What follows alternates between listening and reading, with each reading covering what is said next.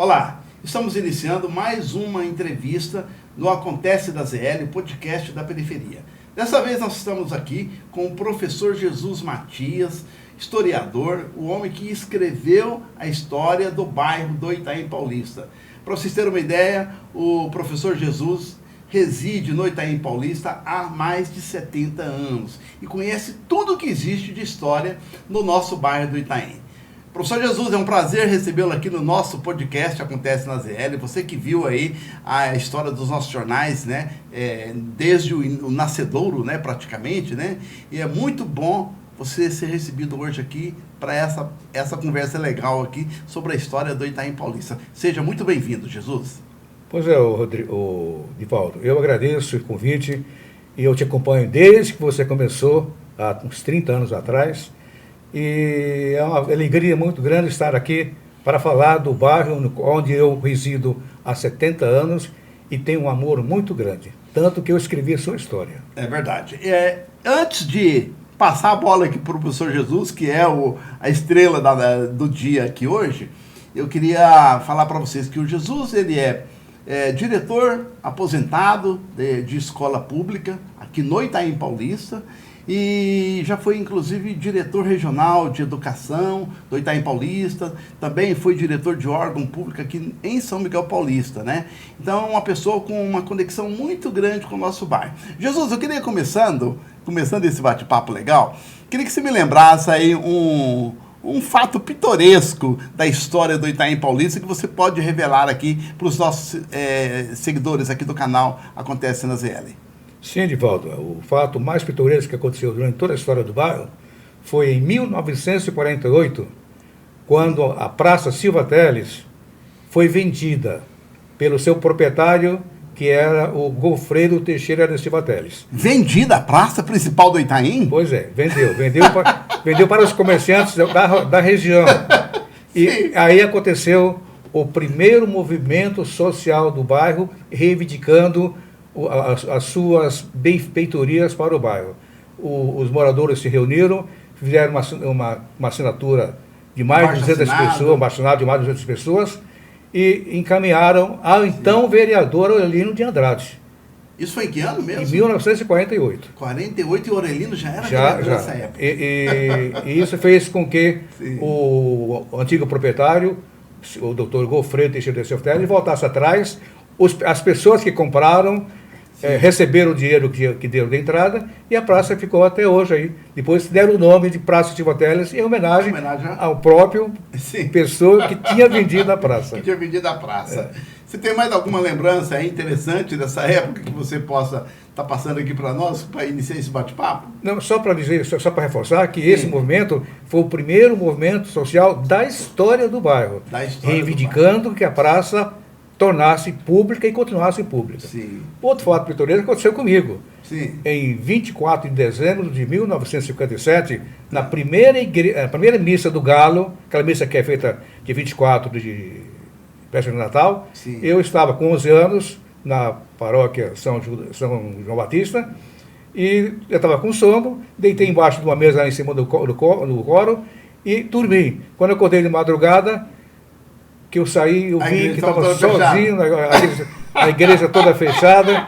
Aí eu desci, bati na porta, tentei abrir, fechado. Aí voltei. Mas sua mãe não deu conta que você tinha sumido, né? Pois ela imaginava que eu estava lá na igreja, tanto que às 6 horas da manhã do dia seguinte, ela estava lá na porta, batendo na porta, me chamando para ver se eu estava na igreja.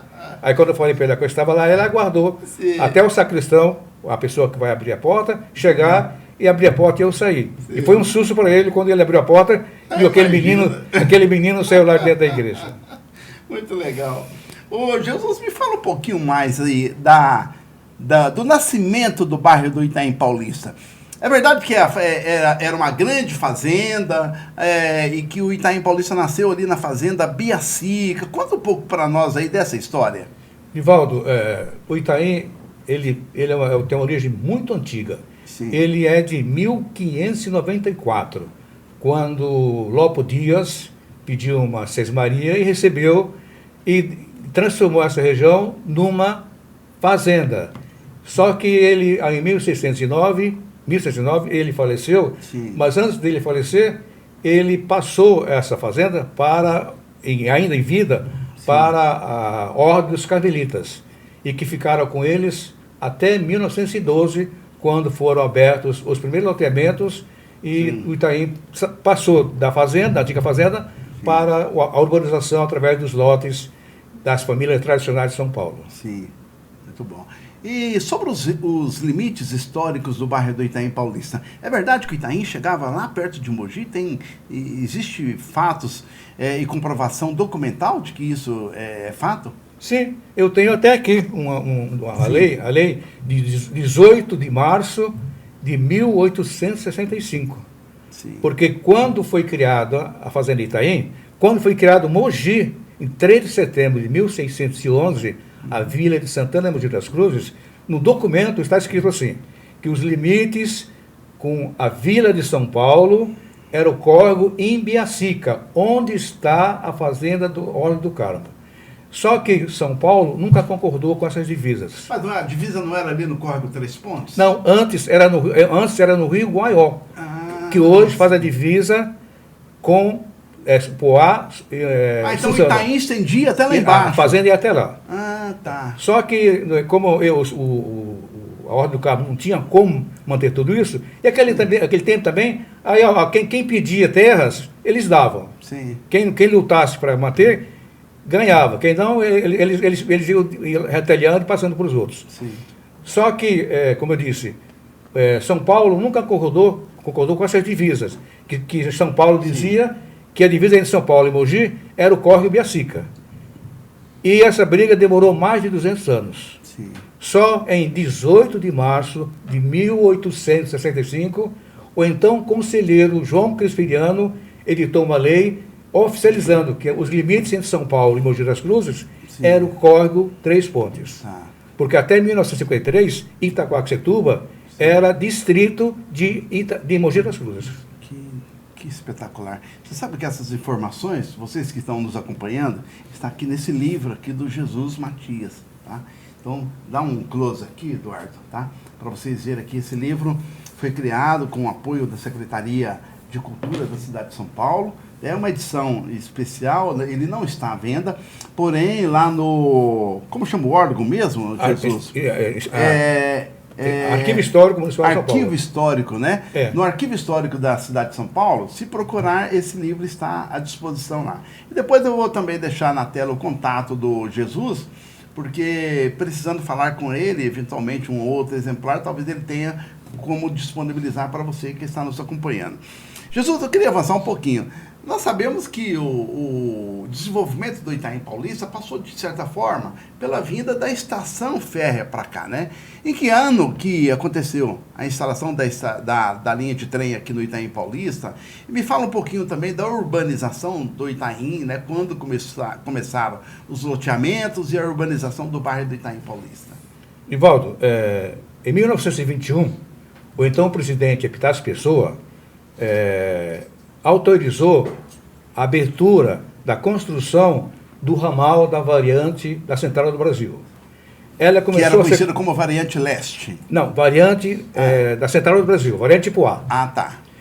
Ou variante leste, como você disse. Eu acho que depois ela passou a se chamar variante leste, quando já veio a CPTM, né? Isso. Ela começou a ser construída em 1924 e foi inaugurada em 1926. Também tem uma curiosidade aí. Sim. Ela foi inaugurada só entre Calmon-Viana e até Engenheiro Goulart, porque a estrada até aqui da parada, a estação Sebastião Gilberto, não estava pronta. Então fizeram a inauguração com festas, com toda aquela... Mas só que não chegava até o centro. Ia só até Engenheiro Goulart.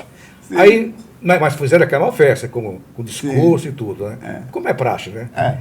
E só em 1934... ela passou a funcionar regularmente entre Calmon-Viana e até o Brás. Ótimo, muito bom. E os loteamentos, como começaram nesse período? Que, na verdade, foi o que fez o Itaim virar, né, esse aglomerado, hoje aí com mais de 250 mil, só o distrito do Itaim Paulista, né? Se somar a subprefeitura do Itaim hoje, Curuçá, dá mais de 400 mil habitantes. Pois além da Central do Brasil, da variante, foi aberta a estrada São Paulo-Rio. Exato. Em 1922, Ela foi inaugurada em 14 de outubro de 1922. Quem quiser ter a comprovação desse dado histórico, ali no Monte Belo tem 3 obeliscos lá. Sim. São esses obeliscos é dessa época, 14 de outubro de 1922. E depois ela foi inaugurada oficialmente em 1928, 5 de março, entre São Paulo e até o Rio de Janeiro. Muito bom. Bom, vocês estão vendo aí mais uma excelente entrevista aqui do nosso canal. E sempre fazendo aquela lembrança, se você ainda não está inscrito no canal, por favor, se inscreva no canal. E logo acima da palavra inscrito tem um sininho, você dá um clique aí no sininho para habilitar, para que você seja notificado de outras tão boas entrevistas, tão boas quanto essa que nós estamos tendo aqui com o nosso professor, querido professor Jesus Matias, do Itaim Paulista. Professor, avança um pouco mais na questão do desenvolvimento do Itaim Paulista. Como que se deu após a instalação da estação? Eu queria saber um pouco mais detalhes aí, o que foi acontecendo paulatinamente, que fez com que o Itaim se tornasse um polo de residencial, né? E de mão de obra farta para abastecer, né, as indústrias da cidade de São Paulo. O limite de quando foi criado o distrito do Itaim Paulista, Sim, em 15 de maio de 1980, que dizia que o limite do Itaim Paulista era o córrego do Lajeado, o rio Tietê e o córrego Três Pontes, divisa com Itaquacetuba.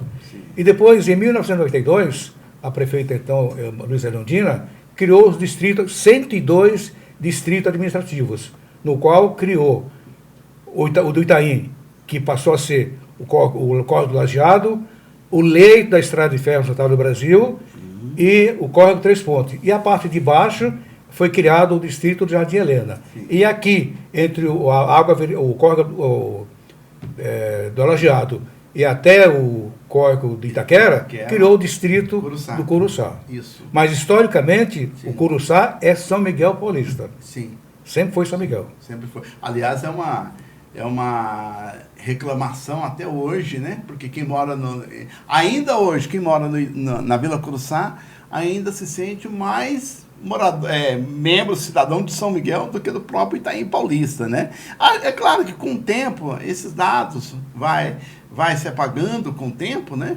E hoje, né, até por força da ação administrativa da subprefeitura do Itaim Paulista e Curuçá, então se está se tornando um único território. Mas muitos anos após essa mudança, lá na época de 1990 e poucos lá, permaneceu aquela... 92, permaneceu aquela insatisfação de quem morava na Vila Curuçá, que se sentia cidadão de São Miguel e não do Itaim Paulista. Bom, queria que você me confirmasse o seguinte: todos esses dados, essas informações de que o Itaim era muito maior, que chegava, isso tudo está documentado? Sim, tudo que eu fiz, sim, tudo que eu escrevi e tudo que eu pesquiso, eu só divulgo após confrontar, analisar os dados, para ter certeza que aquilo é real. Sim. Então, não só as leis, os decretos, como também, como eu falei para você, a lei de 18 de março de 1865 é oficial, é uma lei estadual, que criou a divisa oficial entre São Paulo e Mogi das Cruzes. Ou seja, na verdade, o Itaim Paulista, então, nasceu na Fazenda Biacica, permanece, né, como dado principal, né, depois se expandiu, né, e hoje o Itaim Paulista, na verdade, está na parte de cima, e a Fazenda Biacica, limitroficamente, pensando hoje em termos de como está feita a divisão, na verdade está hoje no território da subprefeitura de São Miguel Paulista. Sim, e não mais no Itaim Paulista. Sim, oficialmente está no distrito do Jardim Helena, que pertence à subprefeitura de São Miguel. E o distrito do Curuçá, que é oficialmente São Miguel, está no distrito do Itaim Paulista. Bagunçado. Bagunça. Mas isso faz parte da história. Você sabe que as pessoas vão evoluindo, vão diminuindo as áreas para melhor administrar, mas oficialmente, quem mora no Jardim, na parte do Jardim Romano, que hoje está em São Miguel, eles não aceitam que estão em São Miguel. Muito menos que mora na Vila Itaim, lá de baixo. Pois é. Não, mora no Itaim. Quantas vezes as pessoas entram em contato comigo? Não, eu tenho uma demanda aqui para a subprefeitura do Itaim. Eu falei, não, aí não é Itaim Paulista, aí é São Miguel. Como não? Aqui é Vila Itaim, sim. Eu falo, mas é pertencente agora à subprefeitura de São Miguel. Então gerou uma confusão na cabeça, principalmente das pessoas mais simples, mais humildes, que não têm tanta informação. Mas tudo isso, Divaldo, uma simples canetada resolve isso. Como as leis são criadas, elas são criadas, são modificadas, e o que hoje é limite de uma região, amanhã pode ser diferente. Na verdade, vamos falar toda a verdade, a divisão territorial do Itaim e São Miguel foi feita por interesses políticos.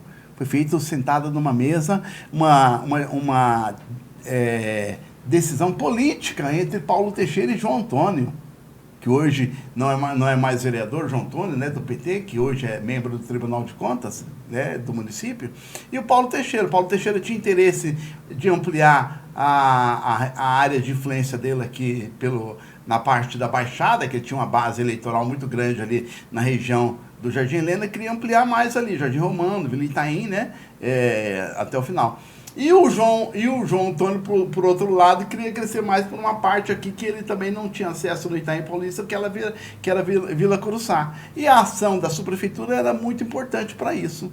Então, eu já ouvi isso, não tenho como confirmar essa informação, mas de bastidores políticos fala que foi uma negociação política, isso aí, né? Então, não foi baseado em dados históricos. De forma alguma. Não houve nenhum estudo histórico, senão você teria sido chamado para isso.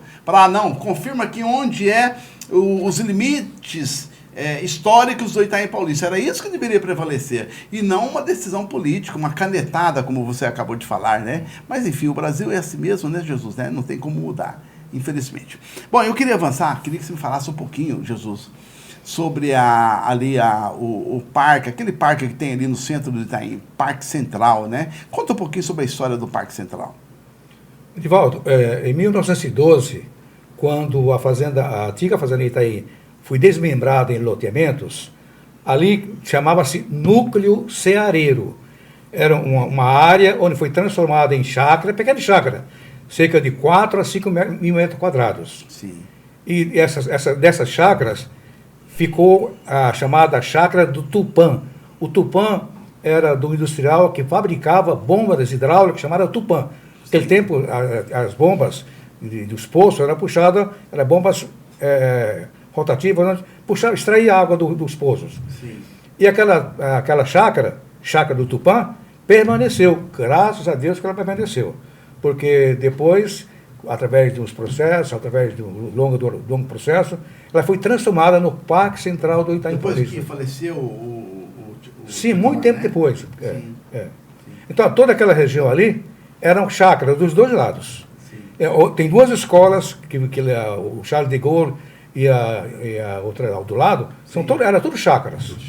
E isso que, como eu falei, isso foi aberto em 1912, quando começou o processo de urbanização do então bairro do Itaim Paulista. Sim. Que então antes era só a Fazenda Itaim. Sim. E graças a isso, hoje nós temos uma área pública, né? Uma área verde pública boa, né? Bem no centro do bairro. Se não tivesse isso, né, acontecido, né, seria mais uma área loteada, né, cheia de moradores. E nós temos também, o Divaldo, uma área muito importante, que é como você falou, onde era a sede da antiga Fazenda Itaim, aqui em Ibiacica. Hoje é um parque estadual. Que é um parque Ibiacica. Muito bonito. Muito bonito. Parque Fazenda, Parque Itaim Ibiacica. As pessoas que não conhecem, deveriam conhecer, sim, porque vão ficar extasiados com a beleza das matas que tem. Inclusive a sede principal da casa permanece lá até hoje. E essa casa, ela foi construída em 1922, sim, em cima de uma área da antiga Capela de Ibiacica, que é de 1682. Sim. Pegaram a capela e ampliaram casas ao lado dela e transformaram numa casa de campo do proprietário que comprou, que era o Stanislau Camargo de Seabra. Sim. Em 1925, foi visitada pelo Arquiteto de São Paulo e constatou a veracidade da autenticidade dessa construção. Muito bom. Jesus, eu queria entender um pouquinho. A nitroquímica é a maior indústria ainda hoje, né, na região toda aqui, né? E no período que teve o grande, né, crescimento dessa indústria, foi o período que movimentou todo o comércio em São Miguel, né? E, obviamente, aqui no Itaim Paulista, que fazia parte também de São Miguel numa determinada época, dentro da subprefeitura de São Miguel. Você acha que a nitroquímica também teve um papel decisivo no crescimento do Itaim Paulista, ou você acha que foi só São Miguel? Olha, Divaldo, a nitroquímica, deixa eu contar um pouquinho da história da nitroquímica. Em 1929, quando houve a quebra americana, sim, muitas fábricas faliram lá. Uma delas, a Mitsubishi Slayton Corporation, que foi comprada pela família do Emílio de Moraes, Luma de Oliveira, em 1935, com a incumbência de eles instalarem aqui em São Miguel a Companhia Nitroquímica Brasileira, que começou a ser construída em 1935, foi inaugurada em 1937 e oficialmente pelo presidente Getúlio Vargas em 1940. Sim. Ela teve influência não só em São Miguel, como em Ermelindo, Itaquera, Guaianazes e Itaim. Então, se não fosse a nitroquímica nessa época, a região aqui não tinha desenvolvido tanto que nem desenvolveu. Sim. Então, a partir da final da década de 40, década de 50, foi que essa região passou a ser mais procurada por pessoas que vinham do norte de Minas, do nordeste do país, em busca de trabalho não só na nitroquímica, como também nas construções civis que a cidade de São Paulo proporcionou. Sim. Preparando a cidade para o grande aniversário de 1957, o 4º aniversário da Fundação de São Paulo. Ou seja, foi fundamental, né, a instalação da nitroquímica para que acontecesse o desenvolvimento do Itaim Paulista também. Sim, inclusive, você sabe que ali em São Miguel tem a Vila Americana. Sim. Vila Americana, que é o central do Itaim. Isso. Então, aquela vila foi construída. E tem a Vila Nitro Operária também. Tem a Nitro Operária e tem que a Nitro construiu. Sim. Aquelas casas, que ainda tem algumas ainda, na parte de baixo, sim, que era para os funcionários da empresa. Os engenheiros moravam naquela. Ainda tem muitas casas ali perto da delegacia, sim, que era dos americanos, que quando eles venderam a fábrica, eles tinham a incumbência de ficar 10 anos para instalar tudo. Sim, muito bom. Então a influência foi fundamental.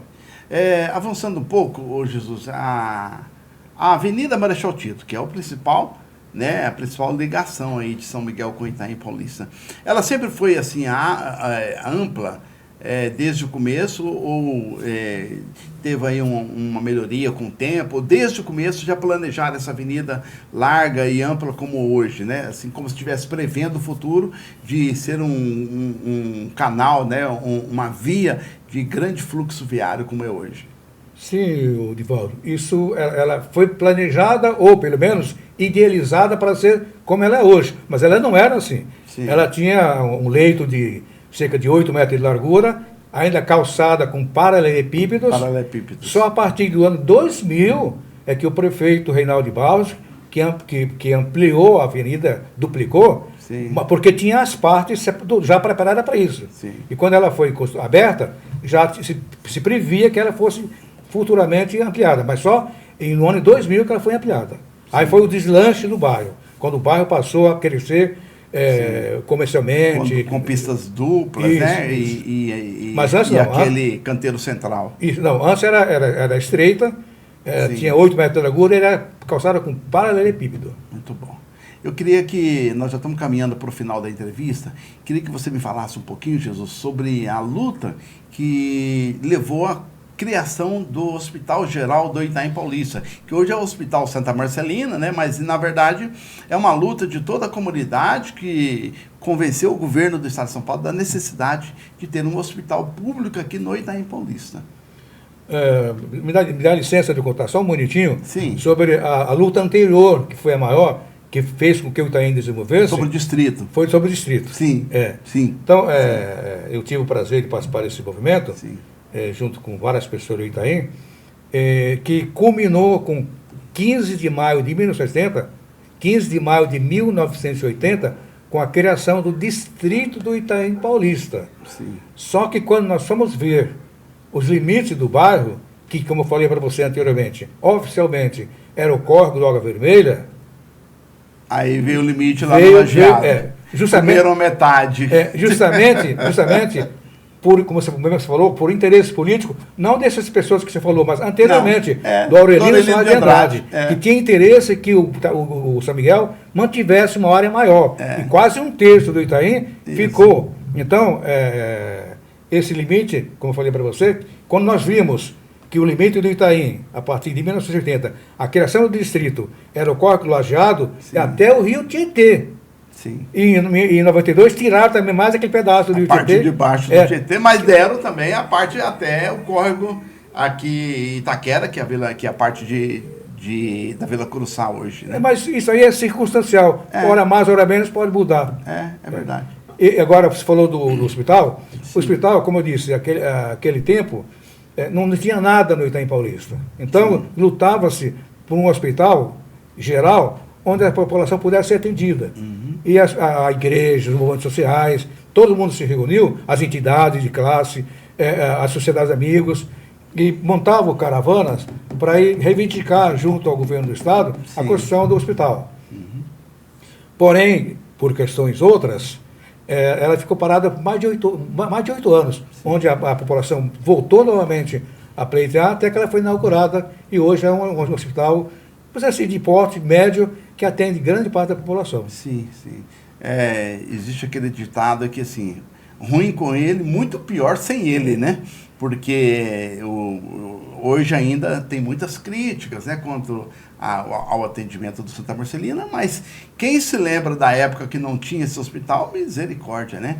Era um terrível, e os moradores do Itaim tinham que se aglomerar ali no Titicetuba, que não tinha suporte para tudo isso aí. Então foi uma luta muito importante dos moradores do Itaim Paulista, que hoje, graças a essa luta de pessoas como você e como tantos outros, como o Jaime, que já faleceu, o Francisco, que já faleceu, né? Então, tantas outras pessoas. O João Hiroshi, que já faleceu. Exatamente, né? O João Hiroshi, o Hiroshi Kono também, né? Que foi presidente da CENIPA. Era uma pessoa que estava em todos os movimentos. Exatamente. Então, são... Zé Denício. O Zé Denício. Então, são pessoas como você e tantos outros que deram hoje o formato que o Itaim tem, né? De um bairro, realmente um bairro que se possa dizer meu bairro, né?